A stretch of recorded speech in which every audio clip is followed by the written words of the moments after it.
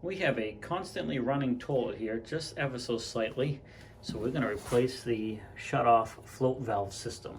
And we're going to go with this type here.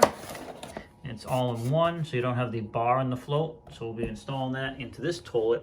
I did an earlier video putting this cap in here, which add more pressure to the shutoff switch to stop it from leaking by. And that worked for a while, but it was only a temporary fix. Now we're going to replace this whole unit. So you want to do is locate your shutoff valve, get that turned off. Then you're going to have to flush the toilet, have some towels handy because you have to clean up some water.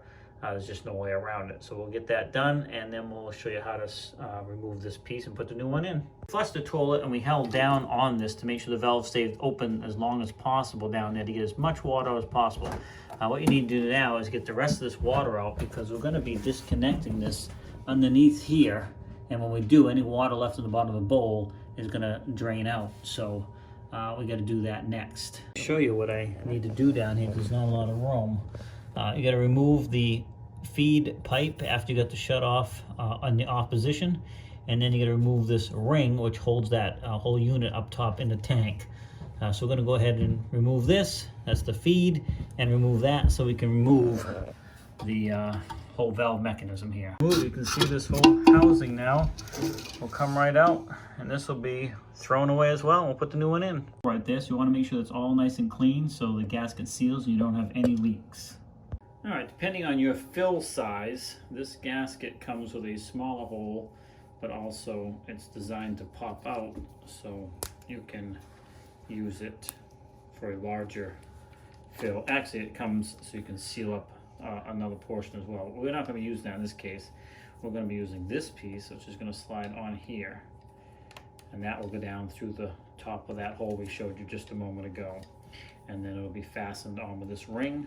And then we'll put the cap on, which this one came with it if you're hooking up a new system, but ours has the existing ones. We already have a feed in, so we won't be using that. All right, so we got that in position. We're going to go ahead and slide it down through and then fasten it from the underneath with this.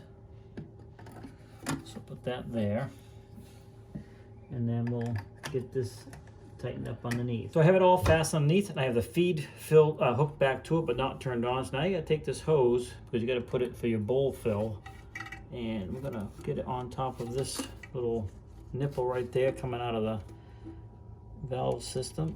Slide that on like so. It does come with a clip if you want to use the clip, but ours, this has a little spot for the hose to sit down in anyway. So this comes long enough you can cut it off, which we probably will cut it off. All right, so we cut that hose down. You can see we had quite a bit of extra, which is fine, depending on how yours is set up. And it's aimed down into the fill tube here. So we're gonna go ahead and turn the water back on, and hopefully this thing fills up and works properly. You can see it's filling the tank and it's filling the bowl. So that's good. And we just wait for the valve to shut it off. All right, so it's getting close to the float here. You can see this is a different type of float system than the arm one. It's all self-contained. The float is now going up, and it goes up enough, it'll push this rod up, push this bar up, shutting the flow of water off. And you can adjust that to set the height of your water as well. We'll see where this lands, see if we need to make any adjustments. Actually, that's about perfect. You can see it's just below the surface of this, the opening of the tube.